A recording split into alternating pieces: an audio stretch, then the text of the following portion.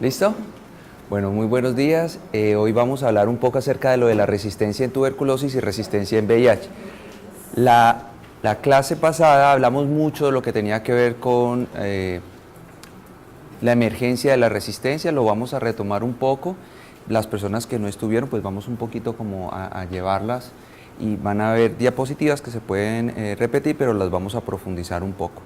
Y nos vamos a meter en un tema también un poco más complejo, que tiene que ver con los mecanismos de resistencia en VIH. Como la mayoría trabaja en tuberculosis, entonces ese va a ser como el área donde más me voy a detener para que podamos entender un poquito qué es esto de los mecanismos de resistencia. ¿Okay?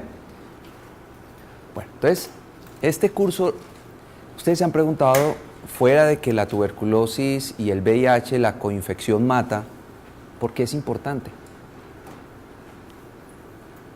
¿Una vez han preguntado eso? ¿Por qué este curso, la importancia y yo realmente al programa tanto departamental como al programa municipal, pues eso yo les doy las gracias de que tengan la dedicación de poder organizarnos este taller, porque es muy importante, es muy importante. Y mire, la importancia es la siguiente. Lo primero que tenemos que preguntarnos es cuál es la prevalencia que tenemos de VIH en nuestra región. Si Colombia es un país de baja, intermedia o de alta prevalencia en VIH. Ustedes en la consulta ven pacientes con VIH y dicen, uy, no, es que hay mucho VIH, ¿no? Así como ven, uy, no, es que hay mucha tuberculosis. Pues claro, estamos sesgados porque la consulta de nosotros es una consulta que es referida. Pero a lo mejor para el resto de la población no, porque no es la población objetivo que ellos atienden. Entonces por eso los médicos cuando uno habla, ay, es que todavía hay tuberculosis, ay, es que el VIH todavía hay casos, pues sí, hay, y esta es la situación. Mire, yo les traía esta diapositiva, esto está como desenfocado, o soy yo que necesito gafas. ¿Está desenfocado? Sí, ¿cierto? Pero espérate a ver si... A ver. Ahí me dicen los que tengan 20/20. No. A ver. Ahí, más o menos. ¿Sí? Entonces miremos esta diapositiva. Es una diapositiva que traza la tuberculosis frente al VIH. Y aquí vemos países que tienen una prevalencia en VIH que son de 25 por 100.000 o 25 casos, 25% realmente. Y acá es en la tuberculosis y estamos hablando que pueden llegar a casos de 1.000 casos por 100.000. O sea, realmente sí tenemos un problema, yo creo que lo estamos abordando tempranamente. Los datos del año pasado y del 2013 realmente son alentadores porque dice que vamos por buen camino, pero hay países que tienen un grave problema, lo que tiene que ver con coinfección. Entonces vemos acá, tienen prevalencias en VIH que van de 25%, y aquí tenemos en tuberculosis casi 900 casos por 100.000, Sudáfrica. A ver, yo me acerco un poco más. Vamos a ver Brasil, que Brasil en la región es el que tiene como el problema con Perú, pero realmente ellos están como por acá, ¿okay? Y Colombia, yo se los puse aquí en rojo. Entonces Colombia tenemos una prevalencia en VIH-Sida, y estos estudios han salido más de estudios de vigilancia. Estamos hablando que oscilamos entre 0.6 y 0.7, o sea que no somos un país de alta prevalencia en VIH. Lo que sí sucede es que la población o los casos de VIH está concentrada en un determinado grupo. Entonces aquí hay una prevalencia en 0.6, y en tuberculosis pues estamos hablando que oscilamos entre 40 y 50 casos por 100.000. Es más o menos lo que tenemos, y esta es la situación donde nosotros nos encontramos. Entonces diríamos, pues tenemos esto controlado, ¿para qué nos vamos a desgastar estudiando coinfección, tuberculosis y VIH si realmente tenemos la situación controlada? Pero lo que se espera a futuro es que los casos de VIH siguen en aumento. Vamos a tener una incidencia que oscila igual, pero la prevalencia, el número de casos nuevos y viejos cada vez va a ir aumentando. Y en tuberculosis, pues todavía estamos teniendo una dificultad en el diagnóstico de los pacientes con enfermedad activa por tuberculosis. No los estamos aún detectando. Tenemos una capacidad en detección de casos que está alrededor del 50-60% de los casos, o sea que todavía tenemos digamos un 50% de los casos sin diagnosticar que están en la comunidad y esos son los que están infectando a los demás. Entonces, entendiendo ese panorama, aquí pues vamos a hablar un poco de esas características de la micobacteria y las poblaciones bacilares. Vamos a retomar ese tema, conceptos y definiciones de la resistencia a los medicamentos antituberculosos, cómo emergen las resistencias, cuáles son los factores y grupos de riesgo para resistencia en tuberculosis, cómo emerge la resistencia a los fármacos antirretrovirales, conceptos que muchos de ustedes que trabajan en VIH ya manejan, y qué factores y grupos de riesgo tenemos. ¿Okay? Entonces retomemos esta diapositiva que nos explica muchísimo cómo emergen las resistencias en la tuberculosis. Ustedes saben que depende del sitio donde esté la micobacteria, pues así vamos a tener una cantidad de inóculo. No es lo mismo una persona que tiene una TBC laringea, no es lo mismo que tiene una persona con una TBC pulmonar lesión cavitada, no es lo mismo una persona que tenga infiltrados, no es lo mismo una persona en VIH. Usualmente cuando tienen la TBC miliar, que se ven unos pequeños nódulos, lo que vamos a tener una carga bacilar que puede estar entre 10 a la 4 y 10 a la 6. Pero aquella persona que tiene una lesión cavitada puede tener 10 a la 7 y 10 a la 9 bacilos. Quienes manejamos VIH, pues las cargas virales es un predictor de qué tan rápido va a evolucionar a SIDA en un paciente que no está en tratamiento. Y usualmente decimos que personas que tienen de más de 100.000 copias, o sea, estamos hablando que esos son 5 logaritmos, y aquí estamos hablando entre 7 y 9 logaritmos, ¿okay? Cuando tiene más de 5 logaritmos, la evolución a SIDA o la evolución del VIH es mucho más rápido. Entonces aquí lo que tenemos que llevar de analogía es que aquellas personas que tienen una carga bacilar tan elevada, posiblemente su enfermedad es más grave, es más agresiva, y la posibilidad de seleccionar espontáneamente mutaciones de resistencia puede estar presente. ¿Okay? Entonces veamos un poco por qué se pueden seleccionar esas resistencias. Mire, la gente piensa que yo me infecto de una micobacteria resistente porque la otra persona que me infectó era resistente. Ese es el concepto que todo el mundo llevamos. O porque tomando el medicamento lo tomo mal y la bacteria amplifica mecanismos de resistencia. Ese es el concepto que todo el mundo tiene. Pero la bacteria es capaz de ir amplificando resistencia sin estar en exposición necesariamente de fármacos. Eso es la bacteria que va a la universidad. Aprende facilísimo y eso lo puede hacer espontáneamente si el inóculo bacteriano es muy alto, y además para los diferentes medicamentos podemos encontrar que la isoniazida se pueden presentar mutantes resistentes cuando el inóculo bacteriano está entre 10 a la 5 y 10 a la 6. ¿Y eso en dónde se presenta? Nos vamos a regresar. Mire, 10 a la 5 y 10 a la 6 en los infiltrados, en la misma lesión cavitada. ¿Okay? Entonces, es muy importante que el paciente que tiene una TBC pulmonar, que empezamos el tratamiento con isoniazida, lo empecemos bien. Y eso es, las enfermeras y los médicos, cuando el paciente les llega, lo primero que tienen que revisar es la receta del medicamento. Si esa receta ha sido bien formulada o no. En este afán de las EPS y en la dinámica del día a día, nada raro que una receta se vaya mal. Ha ocurrido, y hasta en las mejores familias. Y eso se va. Entonces llega al médico del programa o a la enfermera del programa, entonces dicen, una tableta de rifampicina y isoniazida, una, pum, váyase. Entonces luego como que vaya Lili me ha dado una tableta, debe ser que es una tableta.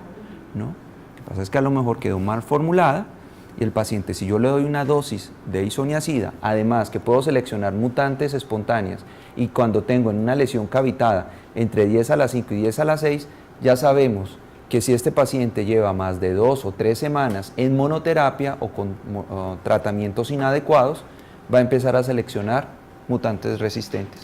Entonces ahí empieza un problema donde nosotros mismos empezamos a seleccionar resistencias. Y esta semana estuve leyendo y yo creo que Colombia está en una situación muy diferente a la mayoría de los programas en el mundo, porque a pesar que tenemos una seguridad social, la seguridad social, la mayoría de nuestros pacientes tienen un aseguramiento a través de unas IPS que son privadas, digamos, sector privado, así atienda la parte pública, ¿ok? Y también tenemos clínicas, instituciones privadas que direccionan en los manejos muchos de salud y entre ellos la tuberculosis, no solamente en Cali, pasa en todo Colombia. Y hay un problema que no quisiera que se fuera a cometer el mismo error que ya vivió Perú y que vivió Bolivia hace más de 10 años y que lo vivió parte de Brasil, pero lo pudieron controlar, es que el sector privado se convirtió en un dolor de cabeza para los programas de tuberculosis. Porque desafortunadamente, en el sector privado, lo que puede ocurrir es que vamos a empezar a tener unos direccionamientos que son inadecuados, el programa le queda muy difícil controlarlo, y en Perú y en Bolivia lo que vio es que el sector privado contribuyó muchísimo al desarrollo de las resistencias. Espero que en Colombia no ocurra y que la mayoría se estén siguiendo los lineamientos del ministerio. Y cuando tengamos esos tratamientos individualizados, tenemos que tener la certeza de que el paciente realmente sí esté en un tratamiento individualizado, que sí lo deba recibir porque tiene alguna indicación y no porque a alguien se le ocurrió. Porque eso va a condicionar a que empecemos a tener selección de cepas resistentes.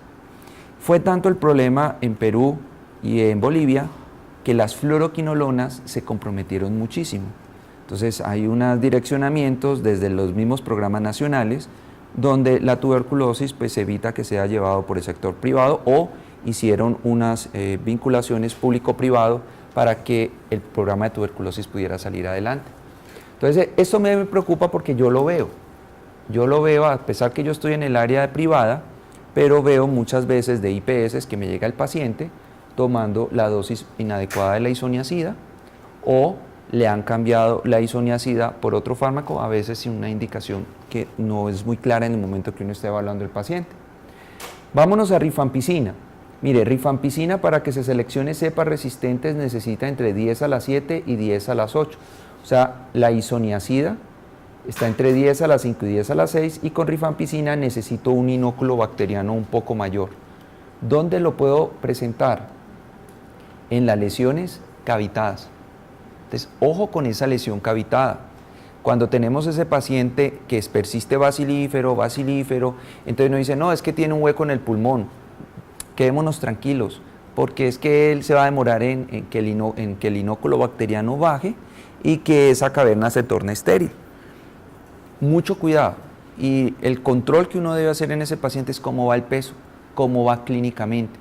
Porque pueda que él sea BK positivo, pero la micobacteria sea no viable, y eso me lo va a definir el cultivo.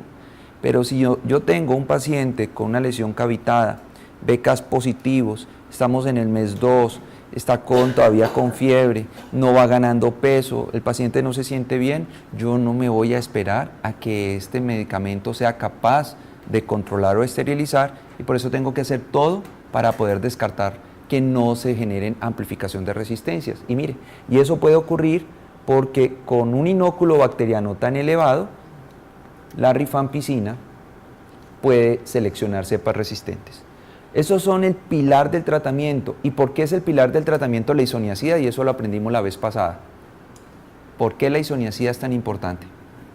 Porque es el fármaco que es el más bactericida.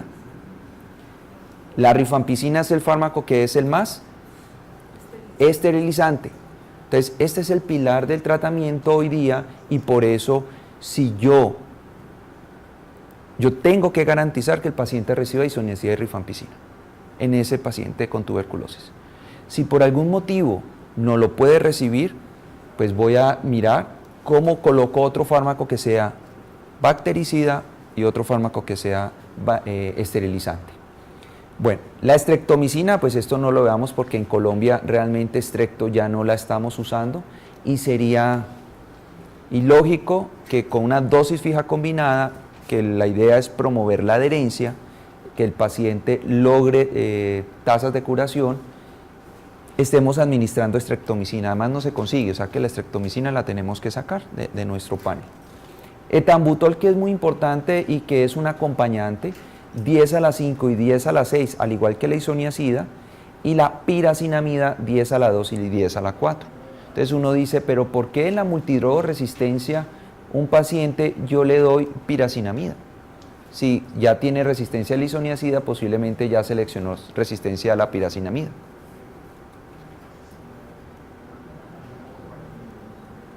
Usualmente lo damos como un acompañamiento para cuidar esa fluoroquinolona que estamos administrando. Las quinolonas, entonces mucho cuidado, porque también son bactericidas, pero decimos, es que no, eso es la berraquera, la amoxi es mejor que la rifampicina, la amoxi es mejor que todo, y estamos o levo o lo que sea. Pero miren, quinolona 10 a la 5 y 10 a la 6, al igual que la isoniazida, vamos a tener la selección de cepas resistentes. Por eso con 2 semanas de monoterapia con una fluoroquinolona podemos condicionar a que el paciente, perdóneme acá, seleccione cepas resistentes. Y el resto de la mayoría de los bacteriostáticos, que lo vamos a ver ahora, también está entre 10 a la 5 y 10 a la 6. Y esto, bueno, entonces es importante tenerlo presente porque ya saben, entre más sea más alto sea el inóculo, más posibilidad tengo yo de seleccionar una mutante resistente en mi tratamiento.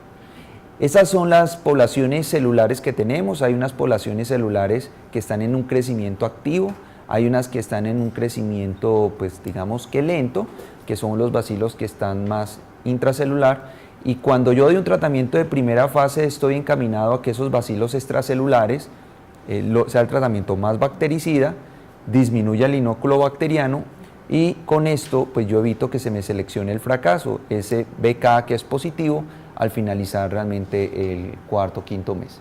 Bueno, y tenemos el bacilo que está intracelular, que yo le doy el tratamiento prolongado, es para que evitar esas recaídas. Y aquí es un punto que sí tiene que quedar muy claro para los programas. El que a un paciente se le extienda el tratamiento no es entrar en la discusión, mire, es que usted no se va a curar. No, el paciente se cura con 6 meses de tratamiento, ¿ok? Excepto, y ya lo vimos, sistema nervioso central, hueso y en articulaciones. En los pacientes con VIH, pues se recomienda extenderlo, pero las guías en general han hablado de 6 meses, la mayoría de los expertos dicen, no, es que 6 meses, a pesar que usted cure, lo que va a condicionar son las recaídas. Y esa recaída puede ser una recaída temprana o una recaída tardía. Y la recaída temprana puede ocurrir antes de los 2 primeros años y la recaída tardía después de esos 2 primeros años. Entonces, el extender el tratamiento no es por ir en contra de un programa. Sabemos que 6 meses cura a la mayoría de los pacientes con tuberculosis. Lo que sí hay una debilidad desde el punto de vista del programa nacional es que yo sí quisiera saber cuántos de mis pacientes que están en una dosis fija combinada, el tratamiento sí es capaz de curar. Porque una de la percepción que uno, cuando habla con todo el mundo, es que el tratamiento de la dosis fija combinada, como que hay un temor que no fuera capaz de curar. Pues realmente yo estaría convencido de que sí es capaz de curar, y para eso en el estudio C, que se desarrolló en Cali, los 110 pacientes que se llevaron, que fue una muestra, que fue un estudio multicéntrico, alrededor de esos 110 pacientes que estuvieron, la mayoría de esos pacientes se curaron. En el mundo mostró que la dosis fija combinada, el tratamiento era capaz de no, o más bien, no era inferior al tratamiento que era individualizado, que nos mejoró la adherencia. Entonces, yo pienso que el tratamiento de la dosis fija combinada sí es capaz de curar, pero se tiene ese punto de incertidumbre, entonces ya en el campo real se debería evaluar desde los programas si esa dosis fija combinada, aquel paciente, no los individualizados, sino los que tienen dosis fijas combinadas, si están siendo capaces el tratamiento de curar, cuántos fracasos se presentan y cuántas recaídas se presentan, ¿okay?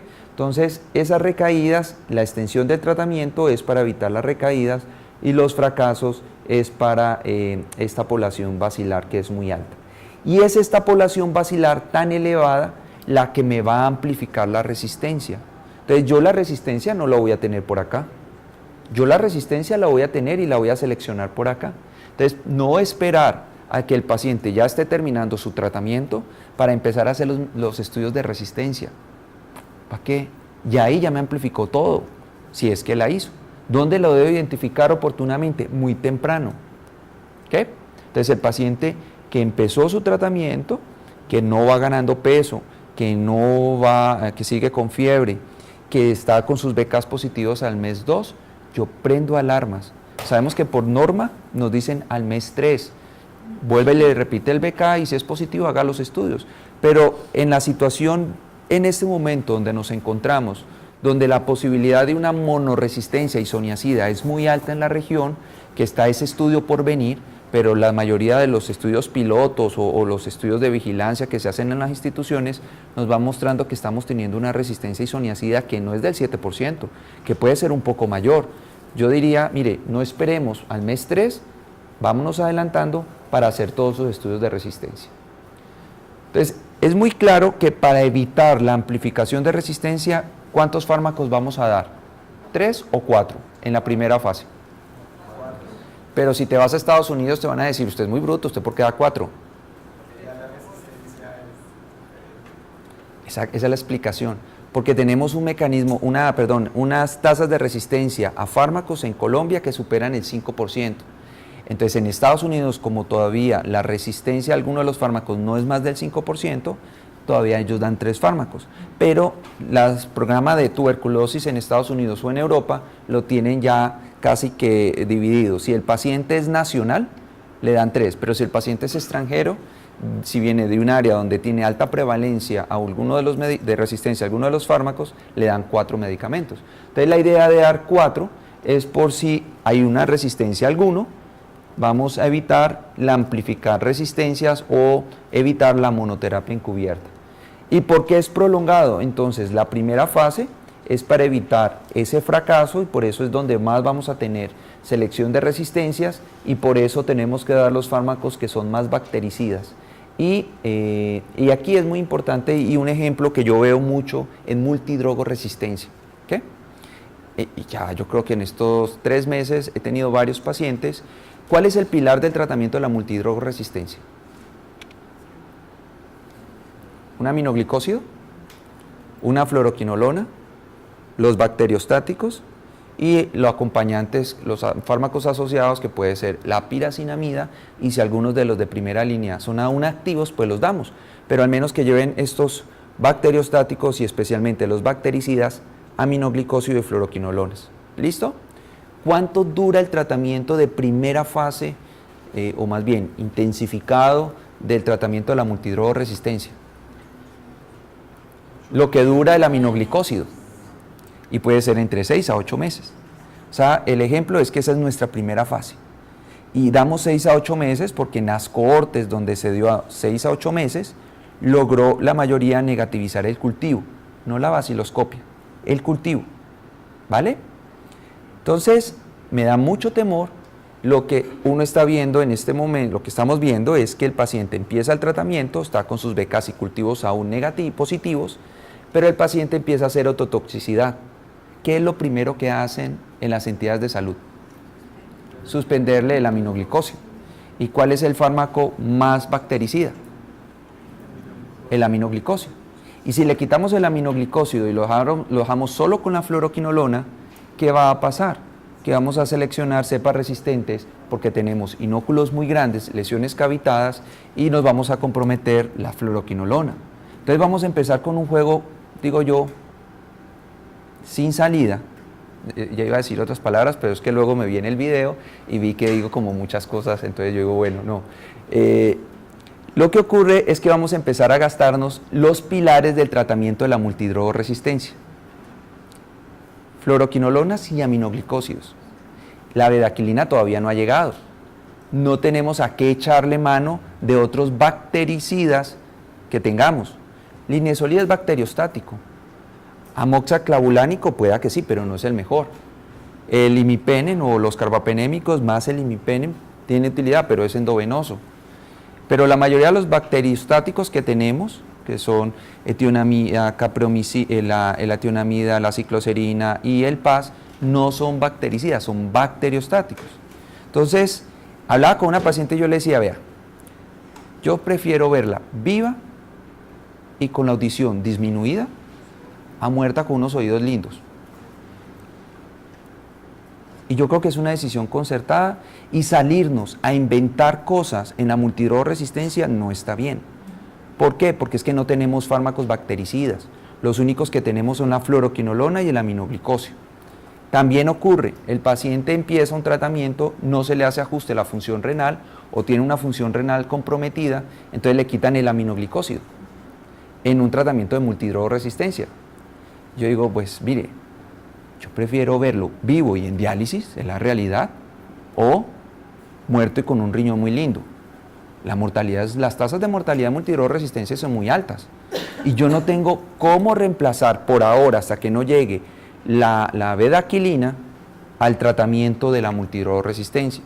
Entonces esos conceptos, si la gente no los tiene claros, vamos a empezar a embarrarla con los mismos tratamientos de la tuberculosis. Entonces, para ustedes ya saben, primera fase, es muy importante que el paciente lleve la isoniazida y la rifampicina. Son los más bactericidas y la rifampicina es el más esterilizante. Ese esterilizante es lo que nos va a evitar que el paciente haga recaídas.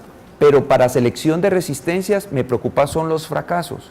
Entonces, a esos fracasos yo tengo que garantizar rápidamente, si el paciente no va bien, ver si va amplificando resistencias.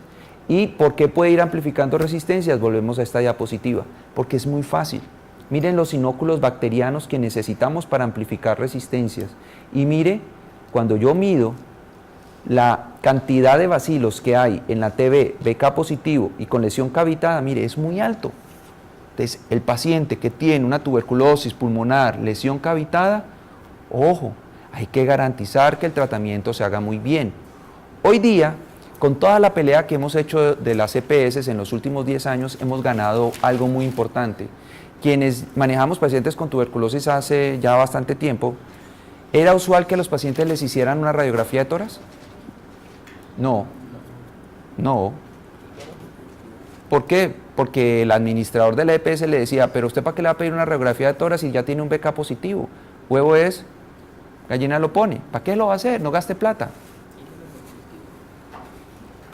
Si yo tengo una TB pulmonar, lesión cavitada, sé que el inóculo bacteriano es muy alto. Tengo que garantizar que el paciente me reciba el tratamiento bien. Eso es como en el paciente con VIH que ya vamos a hablar.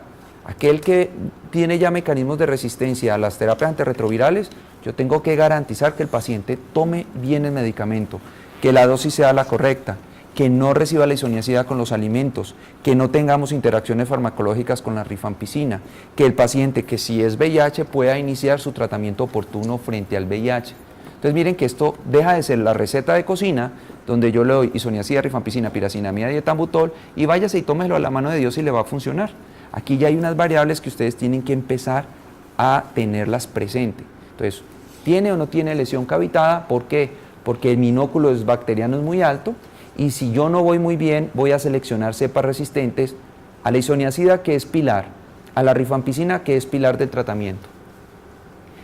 ¿Y qué va a ocurrir? Que si el paciente empieza a seleccionar resistencias, pues ese es el fracaso. Por eso, un paciente que fracasa en nuestro medio, y eso lo vamos a ver, es un factor de riesgo de multidrogoresistencia. Y no estaría bien que un paciente que fracasa, pues el médico del programa le diga, no, vea, vamos a empezar desde cero, empiece otra vez tomando isoniazida, rifampicina, piracinamida y etambutol, sin hacer pruebas de resistencia. ¿Ok? Listo. ¿Hasta ahí alguna pregunta? Bien, yo creo que esto resume todo. Y vamos nuevamente a retomar esto. Mire, la resistencia ya nos ha acompañado desde que aparece el primer fármaco, que es la estreptomicina, y ustedes se acuerdan, la primera diapositiva que les mostré, este es el ensayo clínico donde evaluaron la estreptomicina frente al control. ¿Cuál era el control? Aquel paciente que estaba en la cama, comiendo, aireándose y en reposo. Ese era el paciente, cómo se trataba en la tuberculosis. No sé si ustedes han visto una diapositiva donde les mostré la cantidad de comida que les daban. ¿No? Bueno, así era el tratamiento de la tuberculosis. Y en ese momento el 40% de los pacientes con tuberculosis se curaban solitos, sin tratamiento, solamente con comida. Cuando aportamos el tratamiento de la tuberculosis, las tasas de curación llegan en el mejor de los casos a 85%. O sea que realmente el tratamiento de la tuberculosis, claro que sirve, cura, y tenemos que dárselo al paciente, pero no nos podemos olvidar que lo otro es muy importante, la comida. La comida, a mí nada, yo no me gano nada dándole medicamentos si yo al paciente no le estoy dando comida. Y nuevamente mi cuña, le estamos quitando de comer al paciente por hacerlo ir al sitio más lejano de su vivienda a recibir el tratamiento de la tuberculosis. ¿Ok? Bueno, entonces cuando aparece la estreptomicina, sí, los pacientes empiezan a sobrevivir un poco más que aquellos que están en control. Pero si ustedes ven, esto vuelve y se aplana, y es porque la estreptomicina, la bacteria, rápidamente se torna resistente a la estreptomicina. Y si nos vamos a esta diapositiva y vamos a estar, venga y ve, mire, con inóculos de 10 a la 5 y 10 a la 6, ¿y dónde vamos a tener inóculos de 10 a la 5 y 10 a la 6? Con infiltrados y con nódulos. Entonces, así el paciente tenga unos pequeños infiltrados pulmonares, si está en monoterapia, como estos pacientes que estuvieron con estreptomicina, seleccionan cepas resistentes muy rápido. Este es el ejemplo para las multidrogoresistencia, el aminoglicósido que le estamos dando, sea capreomicina, sea kanamicina o sea la amikacina. Si yo al paciente no garantizo que tome la fluoroquinolona bien, los bacteriostáticos bien, y solamente le están dando el inyectable, y usualmente intramuscular, pues lo que vamos a condicionar es que rápidamente ese aminoglicósido no lo carguemos y vamos a dejar de ser ya una MDR, posiblemente a pasarlo a una XDR, y todavía no tenemos la bedaquilina. Yo no sé, Liliana y Lucy, qué van a hacer con toda esa cantidad de XDR que ya tenemos, porque realmente los tratamientos que están recibiendo no son bactericidas, son bacteriostáticos. Y si los mantenemos en tratamientos bacteriostáticos, pues el paciente va a fracasar, a amplificar resistencia, y luego pues vamos a tener un programa difícil de manejar y de controlar. Entonces, previo al uso de los fármacos activos contra la tuberculosis, más del 50% de los pacientes con tuberculosis pulmonar activa morían, el 40% lograban su curación espontánea, y con la introducción de los tratamientos, pues se vio un control, pero el problema fue ese, la resistencia. Y miren, la resistencia con estreptomicina fue muy rápido. A los 30 días, los pacientes ya tenían el 15% cultivos positivos. A los 60 días, estamos hablando a los 2 meses de monoterapia, ya el 60% tenían cultivos positivos. A los 90 días, estamos hablando que casi un 70 y tantos. 120, 85% de los pacientes ya tenían un cultivo positivo. Monoterapias encubiertas va a condicionar a que se seleccionen cepas resistentes muy rápido. Es lo mismo. Entonces, el fenómeno de caída y subida, que ya yo creo que a Caminero, a Moreira, a Martínez, a todo el mundo se lo han escuchado, es, mire, si yo doy un tratamiento, empieza a funcionar y el paciente va bien, y digamos en nuestro caso, el paciente tiene una monoresistencia a isoniazida, ¿listo? No nos damos cuenta, yo no lo sé. El doctor va y le pone isoniazida, rifampicina, piracinamida y etambutol. Le estás dando un bactericida que es rifampicina, y los bacteriostáticos que es etambutol y piracinamida, ¿correcto? La isoniazida no le sirve al paciente. Entonces, el paciente va bien, va bien, va bien, y todo el mundo, no, te estás curando. Al mes 1, BK negativos. Al mes 2, BK negativos. Entonces dice, no, te voy a premiar y te voy a pasar a la segunda fase, ya no tienes que venir todos los días, sino que lo vas a tomar lunes, miércoles y viernes. Pero el señor tiene una monoresistencia a isoniazida. ¿Listo? Lo pasan a isoniazida de rifampicina. El paciente venía así. Entonces, cuando lo pasamos a la biterapia, en la terapia de continuación o en la fase 2, mire lo que va a ocurrir. El paciente rápidamente empieza a seleccionar cepas resistentes. ¿A cuál? A la rifampicina, y además vamos a empezar a tener BKs positivos. Entonces, todo el mundo es, no, váyase a su EPS para que le autorice que lo pueda ver un infectólogo que está a citas a 1 mes, 2 meses o 3 meses. Pero siga tomando el mismo tratamiento. ¿Okay? Cuando el paciente aquí ya me llega, pues ya me llega en una MDR porque ya amplificó resistencia a la rifampicina. ¿Por qué? Porque se selecciona muy rápido. ¿Correcto? Y miren lo que ocurre cuando empiezan a haber retrasos o dificultad en la dispensación de la droga, y aquí yo tengo un caso muy lindo, un paciente coinfectado con VIH, que por problemas con su entidad de salud no me permitió que el paciente llevara un tratamiento con rifampicina, por las interacciones farmacológicas con medicamentos. Entonces dije, bueno, si su EPS no me le quiere dar un medicamento para evitar las interacciones farmacológicas, pues vamos a darle rifabutina, que era disponible, y que le den el medicamento que la EPS tiene capitado, pues para que no se vea. Pero yo sabía que algo iba a ocurrir. El problema es que empezó con la rifabutina, pero se quedó sin rifabutina porque se acabó la rifabutina. ¿Sí? ¿Qué ocurrió? Que en su EPS le dijeron, no, pues mire, mientras le consigue la rifabutina, porque el problema es del programa departamental o municipal que no le da el tratamiento. Ah, eso no es problema mío. Sígase tomando la isoniazida. Entonces me llega a mí el pobre muchacho un mes, doctor, yo solamente estoy tomando isoniazida, en monoterapia con isoniazida. Esto.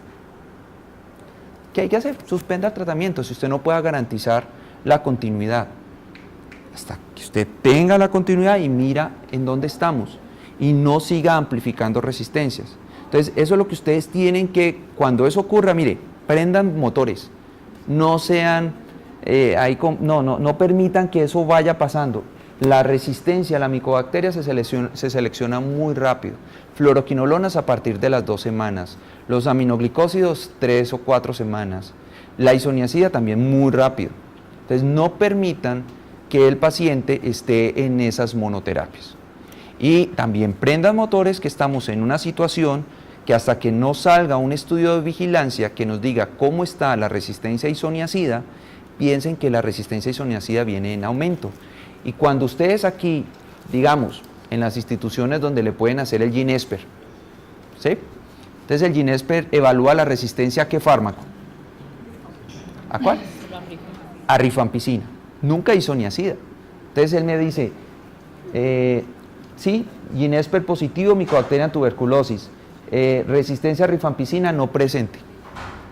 Todo el mundo queda tranquilo, pero es que no me evalúa la isoniazida.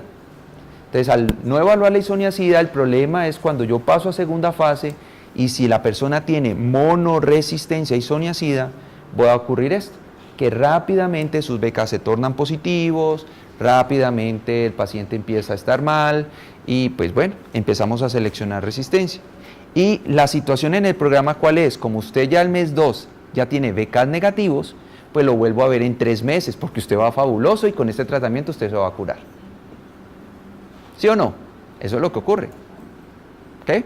Entonces miren que el manejo de la tuberculosis, hay que conocer un poquito estos conceptos básicos, ustedes ya lo aprenden y empiezan a aplicarlo y están un poco más atentos de estos pacientes.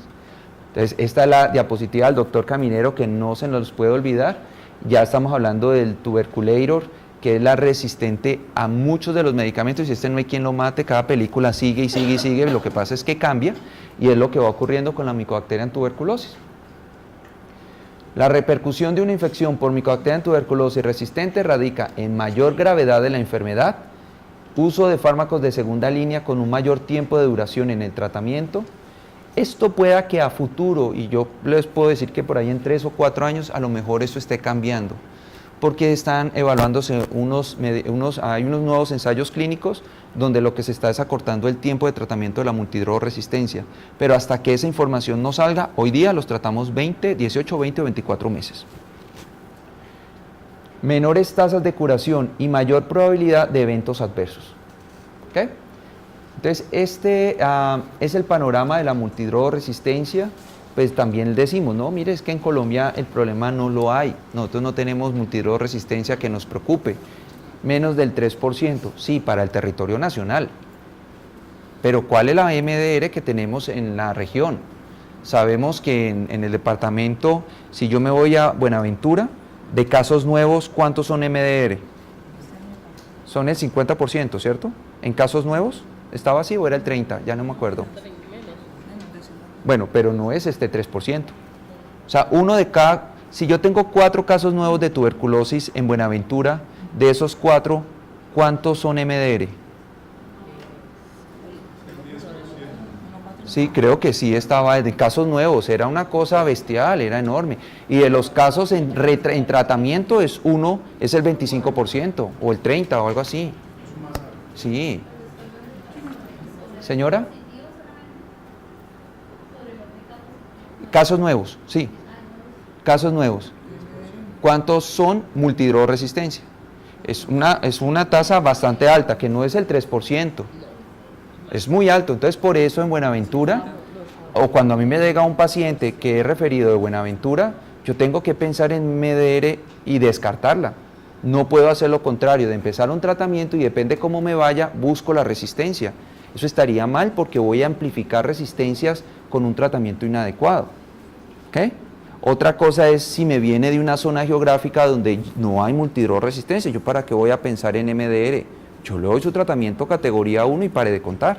Entonces, eso en Buenaventura lo tienen que tener presente, en Cali lo tienen que tener presente, porque es que en Cali tenemos MDR.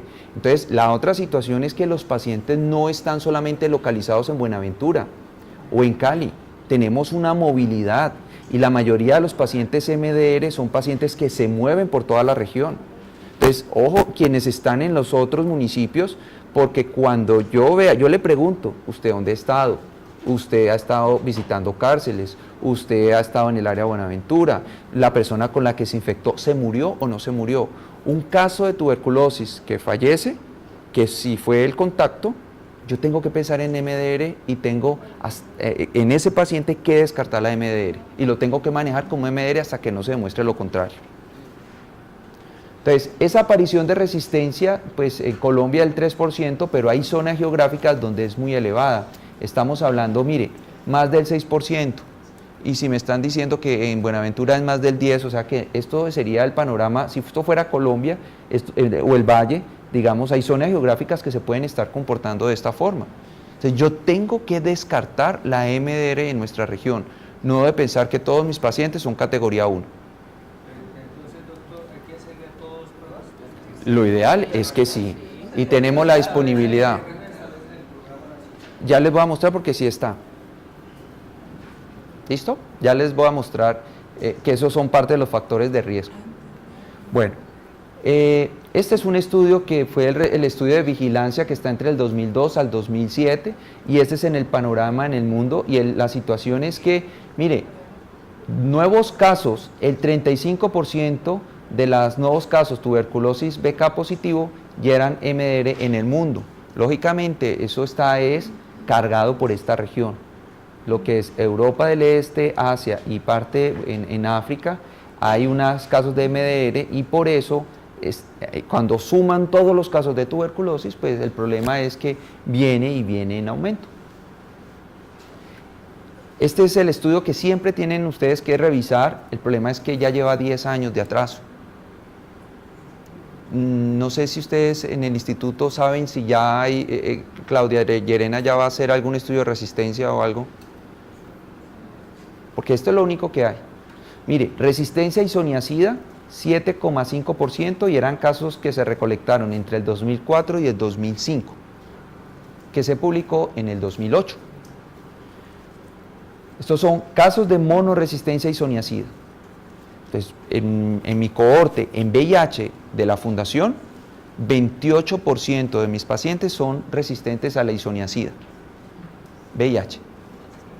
¿Ok? Resistencia a rifampicina, 2.4. MDR, 2.4. Pero estamos hablando 2008. De casos del 2004, 2003, 4 y 5. Y aquellos previamente tratados, pues la resistencia a isoniazida era 37%, resistencia a rifampicina 32% y multidrogresistencia 31.4%. ¿Ok? Entonces miren esta otra perla que ayer me llegó, fue interesantísimo. Llega una señora que está recibiendo terapias biológicas. Entonces en las terapias biológicas es usual que nosotros hagamos la PPD o miramos estudios para descartar infección latente, porque con la tuberculosis en los pacientes que reciben terapias biológicas la enfermedad se reactiva muchísimo y es muy grave. Y en esos pacientes le damos isoniazida. Entonces me llega al consultorio con su PPD, con su radiografía ahí un poquito anormal y la señora con síntomas respiratorios, tos por más de 15 días. sintomático respiratorio, ¿sí o no? Entonces me dice, doctor, es que yo debo empezar la isoniazida. ¿Ustedes se la empiezan o no? No. ¿Qué hacemos? Entonces solicitamos los estudios y descartamos enfermedad activa, ¿vale? La señora vino el día de ayer, 3 meses después, me dice, doctor, es que llevo tomando la isoniazida ya 3 meses. Y yo, ¿cómo así? Sí, y aquí le traigo los exámenes de su beca y de su cosa. Afortunadamente, becas negativos, la tos se le quitó, pero la señora salió de mi consultorio, se fue a su programa y en su programa le dieron el tratamiento de la isoniazida. Y ella me trae su papelito. Gracias a Dios, la señora no tiene una enfermedad activa por tuberculosis. Pero si la señora sintomática respiratoria con una exposición no se descarta la enfermedad activa por tuberculosis y si tiene una tuberculosis activa y le empiezan monoterapia con isoniazida, ¿qué va a ocurrir? Vamos nuevamente acá. Me estoy adelantando. Vamos aquí, Fallen Ray. Espérate un momentico, Liliana. Esto. Rápidamente, la isoniazida sirve unos días, pero si la enfermedad estuviera activa, nuevamente vuelve a arrancar y nos vamos a comprometer la isoniazida, que es pilar en el tratamiento de la tuberculosis. Eso mismo es lo que ustedes tienen que hacer cuando van a empezar el tratamiento preventivo en VIH. Descartar la enfermedad activa, porque si ustedes no descartan la enfermedad activa y empiezan a darle folclóricamente isoniazida a los pacientes, esto empieza a mejorar en la tuberculosis si fuera 2 semanas. A partir de la segunda semana, él empieza a tener un aumento en su carga bacilar y vamos a comprometer la isoniazida, que es pilar del tratamiento, porque es la más bactericida. ¿Correcto? Dime, Liliana.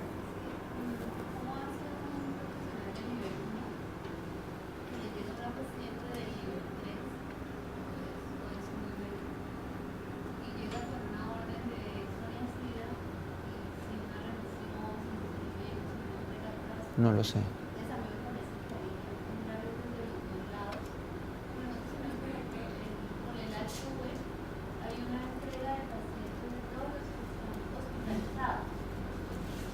No, pero esta no está hospitalizada. Esta es un paciente ambulatorio.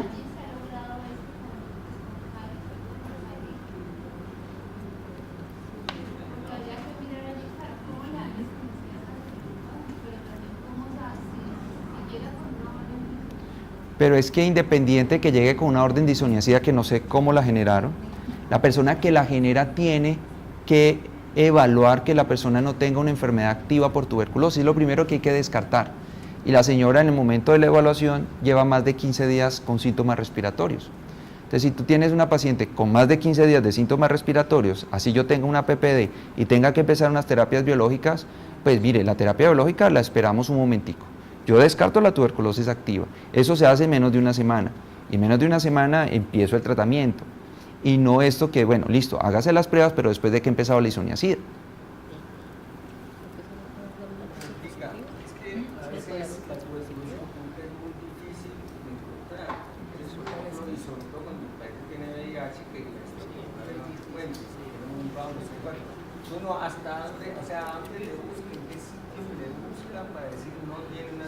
Entonces, paciente con una VIH, con unos recuentos de CD4 muy bajos, la clínica es lo que me va a decir. Si el paciente viene con fiebre, viene con sudoración, viene con pérdida de peso, yo no le voy a empezar un tratamiento preventivo con isoniazida, hasta no aclarar por qué está perdiendo peso, por qué está con sudoración, porque no va bien. Me aguanto. Y lo que tengo que descartar, claro, pero entonces empiece usted el tratamiento del VIH, porque si usted empieza la isoniazida y el paciente tiene una enfermedad activa, le vas a comprometer el pilar del tratamiento. Entonces, ahí lo que estás haciendo está muy bien, tiene que empezar el tratamiento del VIH, pero usted empieza el tratamiento del VIH cuando ha descartado las otras enfermedades oportunistas. Si el paciente está con sudoración, pérdida de peso, no va bien, algo tiene. Y como tiene unos CD4 vaciados, depletados, lo más probable es que no lo ha manifestado. Le empiezas el tratamiento antirretroviral y ese es el paciente que te va a hacer el iris a los 3 meses. ¿Okay? Entonces, es muy importante que eso lo lleven presente, porque yo a quién le doy isoniazida, al paciente que está bien, que no hay evidencia mínima de que tenga una enfermedad activa de algo. A ese es el que yo le doy la isoniazida. No le doy la isoniazida es porque tiene una PPD y me lo mandó el programa. un tico. Tiene una PPD, me identifica un paciente a riesgo, pero ¿qué voy a buscar? La enfermedad activa. ¿Qué hay que hacer? Lo usual en el programa. Si está asintomático respiratoria, pídasele sus vaciloscopias, pídale su radiografía. A veces nos apoyamos en un hemograma y la sedimentación globular que nos ayuda mucho. Si eso es normal, yo le empiezo el tratamiento, pero no aquel paciente que está diciendo, doctor, es que estoy con tos por más de 15 días, yo no me siento bien, tiene una PPD, no empezarle la isoniazida ahí mismo. Es solamente por este concepto que es el que yo quiero que ustedes se lleven. Las monoterapias encubiertas van a condicionar a que el paciente seleccione fácilmente resistencias. Bueno, vamos acá. Listo. Entonces, entendiendo el panorama que es real en Colombia y que para el Valle del Cauca el panorama no es el mejor si nos comparamos con otras regiones, tenemos que hacer las cosas muy bien. Cuidar el bactericida, y eso se los voy a estar repitiendo porque yo quiero que pueden aprender muchas cosas de acá, pero lo que ustedes tienen que tener de pilar es que la isoniazida la tienen que cuidar y la rifampicina mucho más. Es el pilar del tratamiento. ¿Ok? Bueno, ya hemos tomado un poco lo que es los mecanismos de resistencia, pero siguiendo el cronograma, miren eso. ¿Cuál es la definición de todo eso? Mycobacteria tuberculosis que es resistente, usualmente esa mutación es cromosómica. Por eso existen estas pruebas de biología molecular que nos permiten identificar qué gen está comprometido. ¿Okay? La adquisición de estas mutaciones pues, es secuencial, yo puedo ir ganando más mutaciones, pueden ser espontáneas o pueden ser por exposición a fármacos y yo ya me infecto o de una persona que está infectada o porque estoy recibiendo mal el tratamiento. Esa es la definición que tenemos hoy día, que es monorresistencia, es la resistencia a alguno de los fármacos. Polirresistencia es cuando tenemos resistencia a más de uno, excepto al tiempo, isoniazida y rifampicina.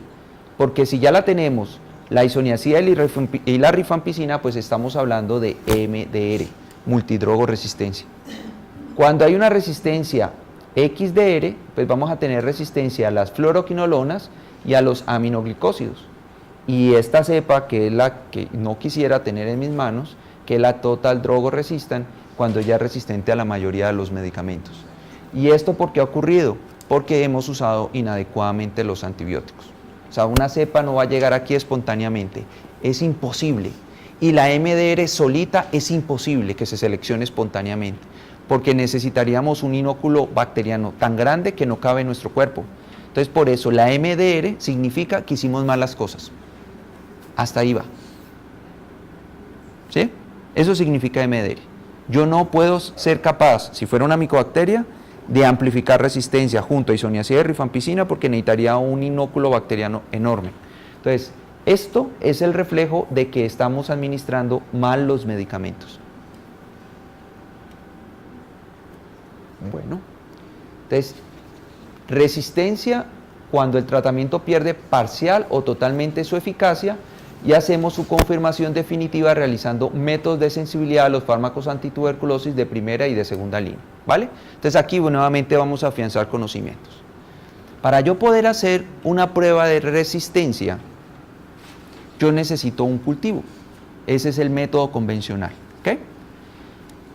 Yo quisiera así espontáneamente la gente me diga, ¿dónde les hacen a ustedes los cultivos de micobacterias?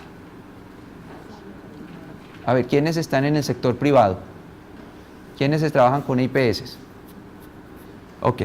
¿Dónde te hacen los cultivos para micobacterias? O sea, lo refieren al programa de tuberculosis.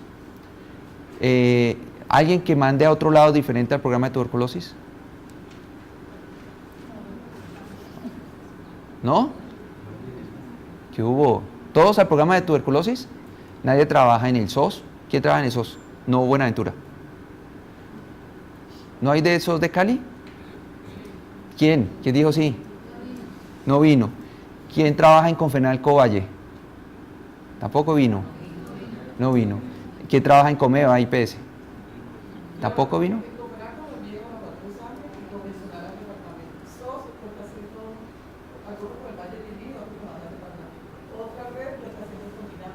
Bueno, entonces...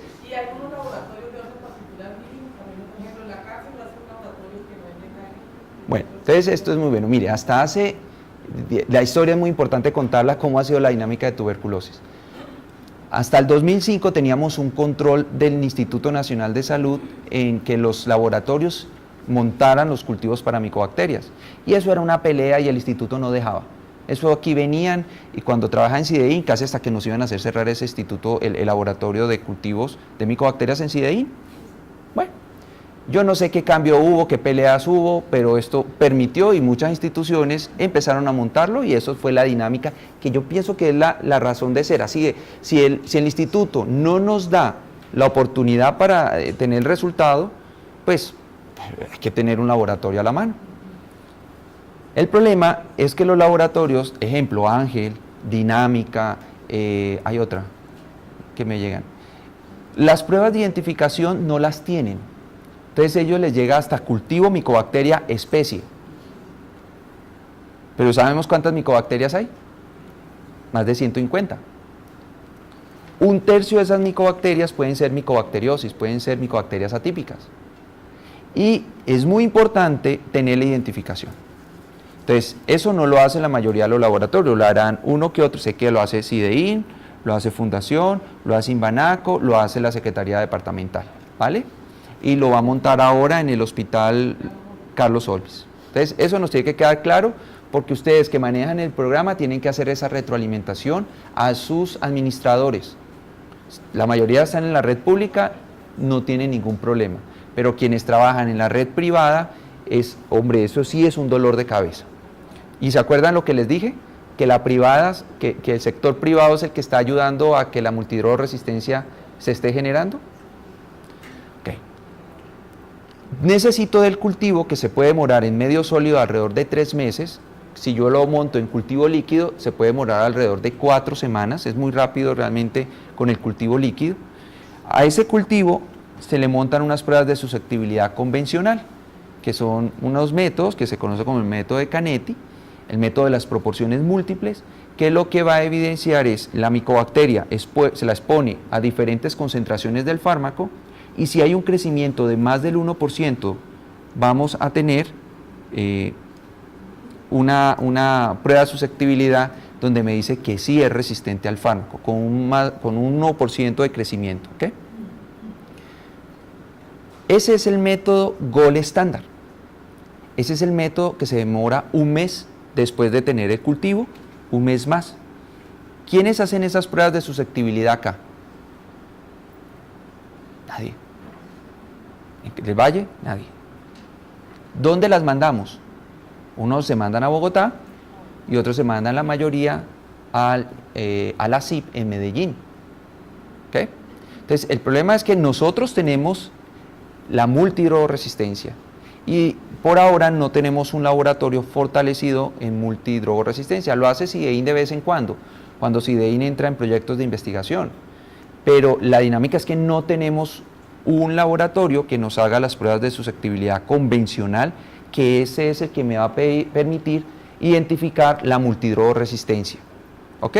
Sea fármacos de primera o fármacos de segunda línea, pero es importante hacerlo. Entonces, ahora, ¿en qué hemos caído? Tenemos unas pruebas de biología molecular, ¿correcto? Esas son las metodologías del GeneSper, que son las PCRs, y en el departamento tenemos PCR en Fundación, en Inbanaco, en la Secretaría Departamental, y ¿dónde más? En Buenaventura. Pero el GeneSper de Buenaventura no está funcionando. Ahora no. No tienen cartucho. O sea, para el departamento solamente tenemos 3 equipos. ¿Ok? Y ese es un equipo que demora el resultado, ¿cuánto? ¿Cuánto tiempo demora el resultado del GeneSper? ¿Cuánto? Pero ustedes en la vida real, ¿cuánto se les demora?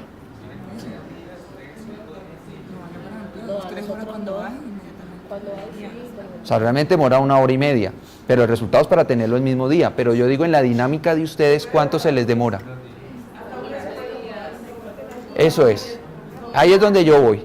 Porque es que el paciente a mí me llega, que está tomando el tratamiento de isoniazida, rifampicina, piracinamida, dietambutol, y llega el paciente BK positivo al mes 1, BK positivo al mes 2, y en ese momento dice, se le cambia el tratamiento porque me llega el resultado del GeneSper. El Ginesper lo tenemos porque es una prueba de tamizaje rápido y es una prueba para hacerla ya.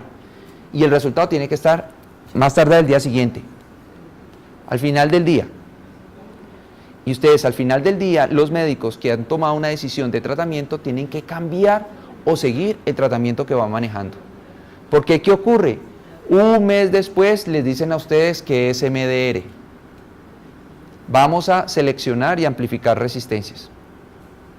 Entonces ya vemos cómo estamos convirtiendo pacientes que podían tener una monoresistencia a terapias a resistencias complejas.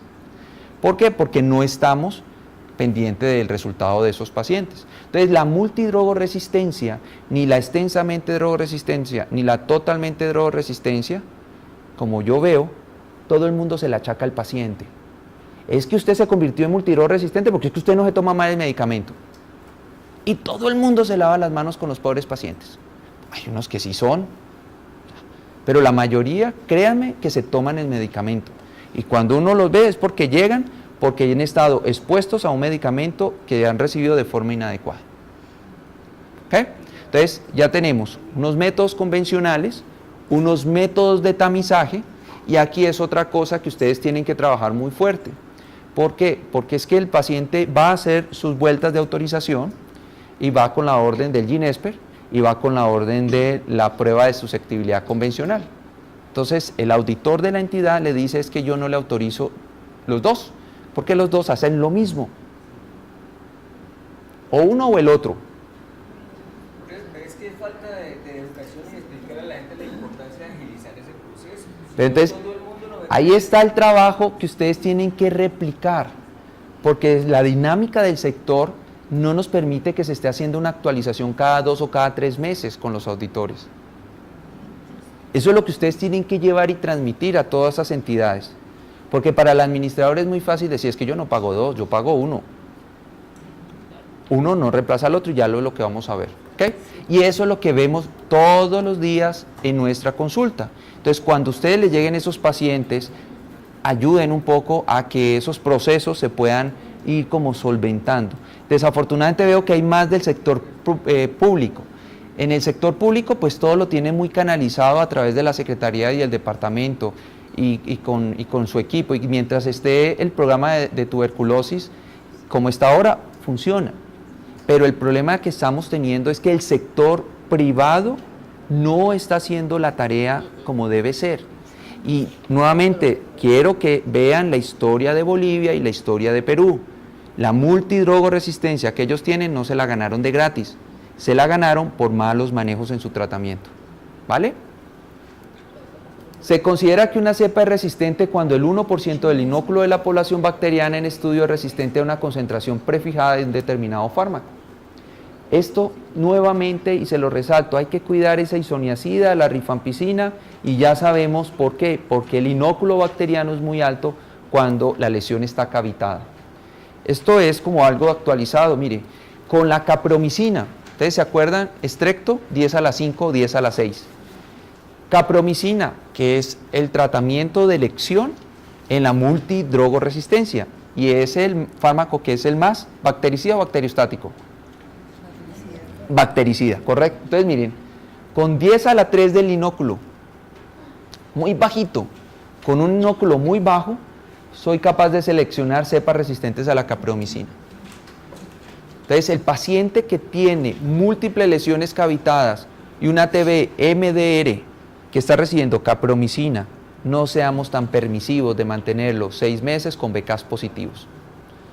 Como tengo ahora que voy a seguir el caso de una chica embarazada, BCAS positivos, lleva 8 meses en tratamiento con aminoglicósidos, con 2 pepotas por allá, y pues esto era para haberse llevado quirúrgicamente muy temprano. ¿Okay? 10 a la 3, 10 a la 5. Cicloserina, lo mismo, y es el bacteriostático que usamos en la MDR. Tiacetasona, y el problema con esto es que las pruebas de susceptibilidad que tenemos no me lo evalúan fácil, tienen que ser los métodos convencionales a través de los métodos de Canetti. Cada 10 a la 5 y cada 10 a la 7, esto mire, canamicina, y para PAS muy alto, o sea que canamicina, necesito un inóculo bacteriano muy alto para seleccionar resistencia a la canamicina. Entonces, ahora vamos a utilizar un concepto en VIH que es si es por barrera, en VIH decimos barrera genética, que yo ahorita les voy a mostrar. Por barrera es más fácil seleccionar resistencia a la capromicina que a la kanamicina. Pero si yo tengo una resistencia a la capromicina, puedo rescatar al paciente con amica o con cana, cosa que no ocurre al contrario, ¿vale? Para los nuevos fármacos se ha establecido esto. Entonces miren, esto es lo que nos va a cambiar el tratamiento.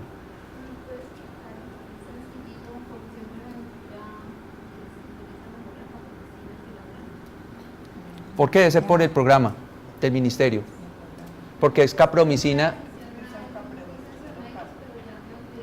Espérate, usan más capromicina, pero es que en las guías aparece capromicina. No, pero en las guías aparece capromicina. En las guías de multidrogoresistencia aparece capromicina como fármaco.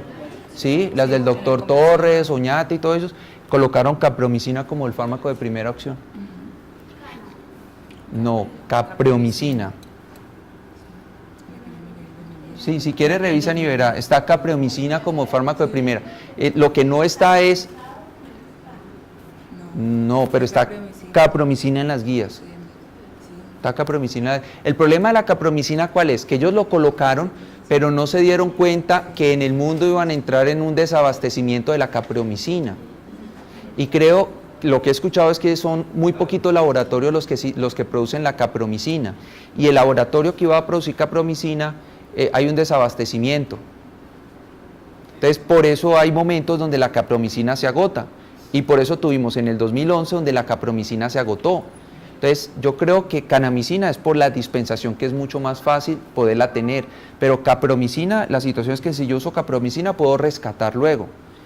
El problema que creo que se contempló, que no contempló las guías, es que no se iban a enfrentar a un desabastecimiento de la capromicina, que eso lo vivimos hace 2 años, yo creo, 2 años, y todavía hay problemas con el abastecimiento de la capromicina. Es además que se demora mucho en la producción y son los laboratorios muy poquitos los que la producen. ¿Listo? Bueno, miren esto tan interesante. Cuando llegue la bedaquilina o lleguen los nuevos fármacos, miren la potencia que tiene y además de esto, porque este es muy bactericida, y además para seleccionar cepas resistentes necesitamos un inóculo bacteriano muy elevado. Entonces, este va a ser el fármaco que vamos a usar para esos pacientes que me fracasan a la MDR y posiblemente va a quedar en el nicho de la XDR, pero hay que saberlo usar, porque es el único bactericida, y si no lo usamos muy bien, nos lo vamos a comprometer. Linezolid tiene también un inóculo para que se seleccione cepas resistentes, debe ser muy alto. Y bueno, y recientemente pues han dicho que MOXI alto, pero yo no sé, yo esto lo leí, pero me quedó como la inquietud, se los pongo, porque en lo que Camineros nos muestra, dice que el inóculo con 10 a la 5 y 10 a la 6 ya esto puede comprometerse. Entonces miremos un poquito cómo es esa resistencia a la estreptomicina. Aunque no se usa, yo creo que nos va a servir para poder entender la resistencia a los otros aminoglicósidos. Ustedes saben que lo que hace la estreptomicina es inhibir la síntesis de la proteína a través de la unidad ribosomal, y pues hay 2 subunidades. Este es el material genético, el RNA, que cuando se va sintetizando la proteína, pues se va leyendo, se va sintetizando la proteína. Lo que hace la estreptomicina es meterse ahí y permitir o no permitir que se lea el material genético, y por eso no se van a producir las proteínas. ¿Listo? Eso es lo que ocurre. Pero cuando hay mutaciones, y este es un cromosoma, y aquí es la mutación en este cromosoma puntual, que es el RPSL, y hay varios sitios, la posición 43 y la posición 28, en el ribosoma 12S, lo que va a ocurrir es que no se va a sintetizar proteínas porque no se va a poder leer la hebra. Pero la estreptomicina no solamente tiene este mecanismo de resistencia, tiene otros. Tiene otro gen que es el ERRS, y este ya lo que va es evitar que se sintetice el sitio donde el material genético se va a unir, y yo les coloco acá diferentes concentraciones, y es porque cuando yo hago la prueba de susceptibilidad y ellos evalúan diferentes concentraciones, pues fenotípicamente se ha relacionado que cuando la SIN es más de 500 miligramos por mililitro, o estos picogramos por mililitro, usualmente el mecanismo de resistencia que explica esto es por este cambio en el gen. Cuando la SIN está entre 50 y 100 es porque hay un cambio de mutación, pero en este gen. Hay otro 30% que no es a través de estos mecanismos de resistencia, sino que hay cambios en la permeabilidad de la membrana de la micobacteria. Entonces, si ustedes ven, no necesariamente tiene que ser cromosómico y ya estamos conociendo otros mecanismos que tienen que ver con bombas de flujo, con alteración de las membranas, con presencias de porinas. Entonces, eso es muy importante que lo tengan presente porque si este es el mecanismo de resistencia para la estrepto, en amica, en cana y en cicloserina es igual. Y ya aprendimos que con capromicina, canamicina y amicacina, ya aprendimos que con capromicina se selecciona muy fácil los mecanismos de resistencia con inóculos muy pequeños, que con canamicina y con amicacina un poco mejor y que esos son los bacteriostáticos que tenemos que cuidar, ¿ok? Bactericidas, perdón, sí, ya, me falta café. Bueno, esta es la otra diapositiva que es muy interesante. Ustedes saben que la isoniazida es una prodroga. ¿Cómo vamos de tiempo? ¿Mal qué? ¿Muy mal? ¿Cómo vamos? Pues pucha. Bueno, ¿a qué hora es el refrigerio? ¿A las 10? ¿Y qué horas son? Bueno, yo creo que esto ya lo vamos a agatar. Mire, la isoniazida es una prodroga. ¿Ok? ¿Con qué? ¿Cómo se debe dar la isoniazida? Es que si hablamos todos no podemos. No. ¿A qué hora se debe dar la isoniazida? En ayunas. Eso ya lo aprendimos y les quedó claro, ¿cierto? ¿Qué pasa si yo no daba la isoniazida en ayunas? Mira, la concentración no era lo suficiente y además yo necesito una catalasa para pasar de isoniazida prodroga a isoniazida activa. Esa catalasa está codificada en un gen que se llama el CATG. Ese CATG muta y esta mutación es un cambio que hay de serina por trionina en una posición que es la 315. Cuando hay un cambio en el CATG, no me va a permitir sintetizar la catalasa, no voy a tener isoniazida activa y esa es la razón por qué la isoniazida es resistente de alto nivel. ¿Esto qué prueba molecular me lo evalúa? ¿El GeneSper? No, el Genotype o el NDRTB+, pero ese no lo hacemos de forma regular. ¿Okay? Hay otro mecanismo de resistencia para la isoniazida que no es a través de este CATG, sino a través de otro gen que se llama el INA.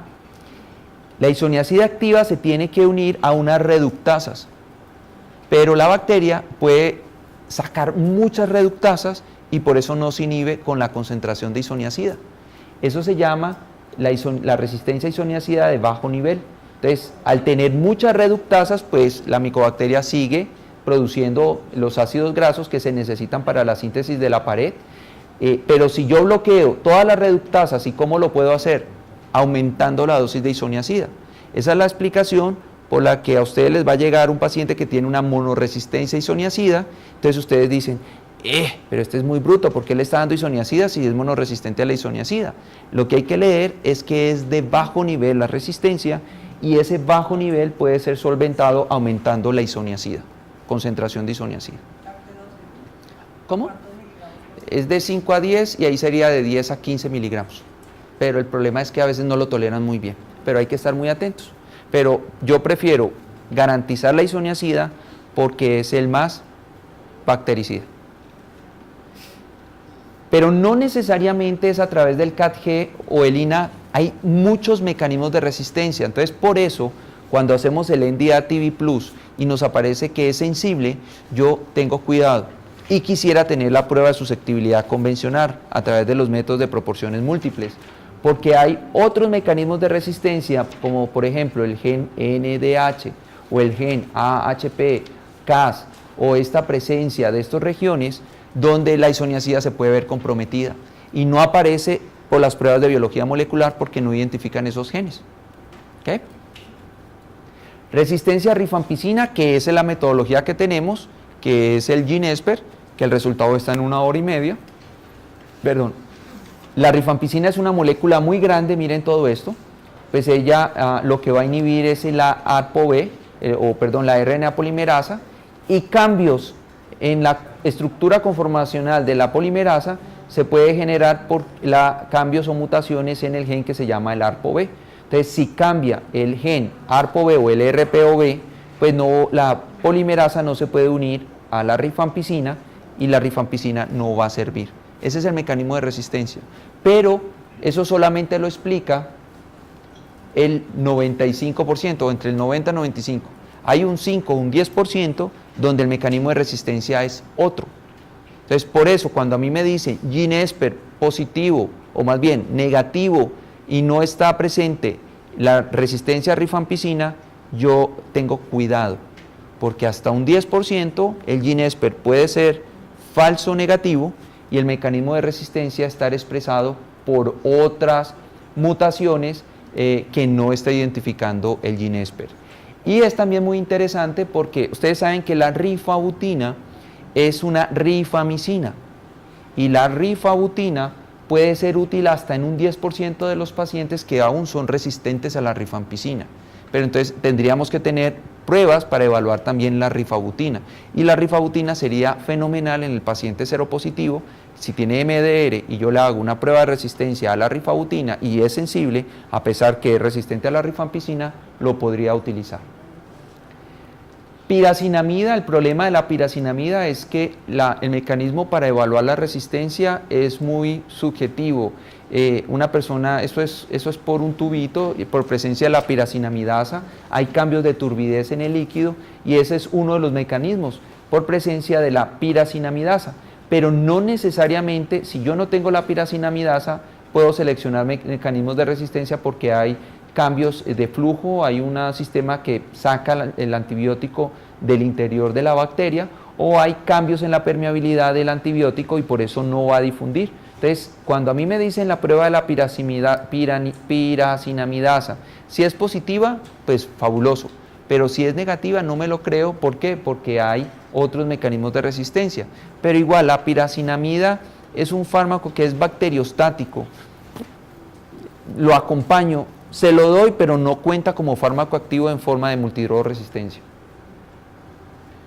Son muchos y cada vez pues van saliendo más conocimiento de los mecanismos de resistencia, pero con la información que tenemos yo creo que podemos manejar de forma adecuada los pacientes con MDR. Entonces la pregunta que hacía el doctor era, entonces ¿por qué no nos dicen? No, en las últimas guías, entonces te voy a pasar esta. Nos dice, mire, ¿en quiénes tenemos que pensar en MDR? Y en aquellos que vamos a pensar en MDR, tenemos que hacerle las pruebas de susceptibilidad, descartándolas. Paciente que fracasó un tratamiento, porque sabemos que hasta el 50% de los fracasos pueden ser MDR. Entonces, a un fracaso yo no lo voy a empezar categoría 1 hasta yo no tener garantizado que el paciente no tenga un MDR. Si tiene la prueba de biología molecular ahí mismo y se la haces, al menos puedes garantizar que no la tiene genéticamente, pero pueda que tenga otro mecanismo. Bueno, le empiezas el tratamiento y lo vas observando, categoría 1, pero si tienes un GeneSPER que es negativo. El problema es la isoniazida, y en ese caso a mí me gustaría tener también información de la isoniazida. No conversión bacteriológica al segundo mes.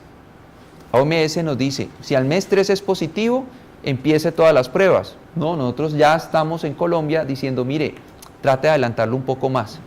¿Por qué? Porque estamos pensando que la monoresistencia isoniazida está presente. No hay mejoría o empeoramiento clínico o radiológico. Tratamiento irregular o no supervisado. Y esto hay que tener un cuidado, y yo sí quisiera, y como cuña, yo sé que en el programa, en el sector público ustedes no tienen ese problema y lo están haciendo bien la tarea. Pero en el sector privado, y nuevamente, que no se nos vaya a convertir el sector privado lo que pasó en Bolivia y lo que pasó en Perú. La multidrogoresistencia fue muy seleccionada por malos manejos. La estrategia del directamente observado, lunes, miércoles y viernes, tiene allá una cosita que dice, solo dentro de una terapia directamente observada. No puede ser que el paciente él mismo se esté llenando su tarjeta. Sector privado. ¿Okay? Eso es lo que está ocurriendo y esa es la realidad de los pacientes. Señor. Para ahorrar horas de auxiliar, dejarlo en pasta. Sí, para que él se las tome. Les dan las de la semana. ¿Ya? O la otra, que esta sí, es que uno aprende unas cosas muy bonitas de esto. Hay una paciente que me llegó con una prepagada. Entonces venía con astenia y adinamia, o sea, ese era sus síntomas, sin pérdida de peso, sin fiebre y sin tos. Entonces, en enero la hospitalicé, le hice de todo, no se le encontró nada y los exámenes como cosa del síndrome del recomendado, todos los exámenes se normalizaron. Bueno, pero yo dije, no, esta fatiga a mí no me gusta. Vamos a estar ahí pendientes y tal. Entonces, luego le hice un control de imagen, que en el primero no lo tenía, y me pareció que tenía unos abscesos hepáticos. Y yo, no, eso no puede ser que sean unos abscesos hepáticos. Y unos 2 meses andando en la calle y solamente con fatiga, no, venga, plum, y biopsia, granulomas hepáticos, con necrosis de calcificación. Y la radiografía, entonces ya tenía un granuloma.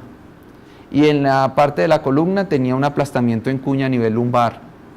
Una trabajadora de salud, y pues súper recomendada y esta cosa. Entonces la señora con su prepagada. Entonces le dicen en su prepagada, no, el tratamiento usted tiene que venir aquí hasta el norte.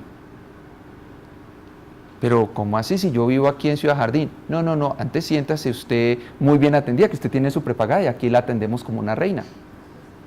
Todos los días de su vida, entonces mientras reciba el tratamiento de la tuberculosis, tiene que ir a Centro Empresa para recibir su tratamiento de la tuberculosis. Entonces ella me llama y dice, vea, dígale que hay una ley que se llama la 400 normas, no sé qué, no sé cuánto, y métale, listo. Que el doctor me manda a decir que el tratamiento lo tienen que dar en el sitio más cercano a su vivienda, no me deben de querer, pero bueno, la idea es que el medicamento lo reciben en el sitio cercano a su vivienda. Entonces, que para ella era, ¿cómo fue que le dijeron? Que antes que se sintiera honrada, que tenía un sitio donde los iban a atender como reyes allá en Centro Empresa. ¿Sí? Entonces, nuevamente, que el sector privado no se nos vaya a convertir en un dolor de cabeza. Y me preocupa, ojo, porque está todo el sector público. Pero el sector privado tiene que tener más representación porque la mayoría de los pacientes también están teniendo un aseguramiento. Recaída temprana, 2 años, 20%.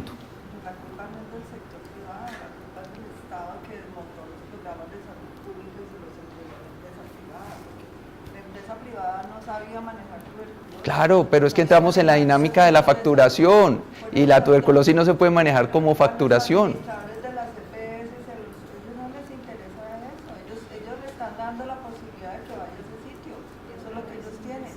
Ellos no tienen una estructura de nivel 1 como lo tiene el sistema de salud pública, solamente tienen unas IPS en 1 o 2 partes. Lo que dices está correcto, claro.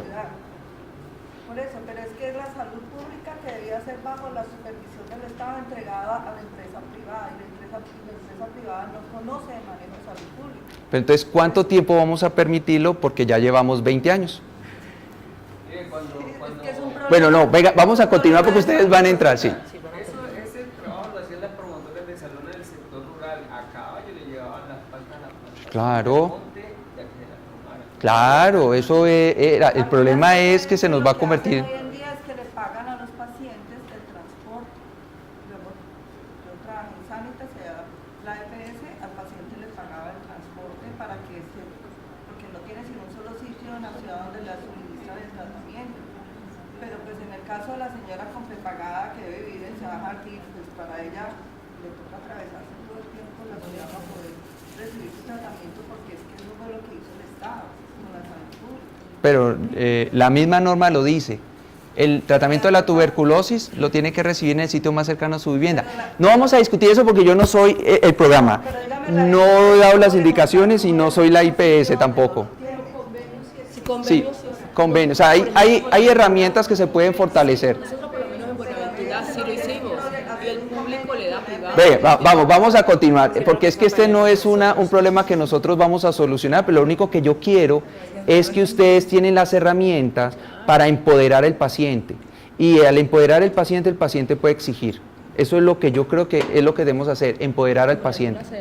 Bueno, tratamientos inapropiados, más de 1 mes, el paciente que abandona. Terapia con menos de 3 meses de medicamentos. Dosis inadecuada o mala absorción.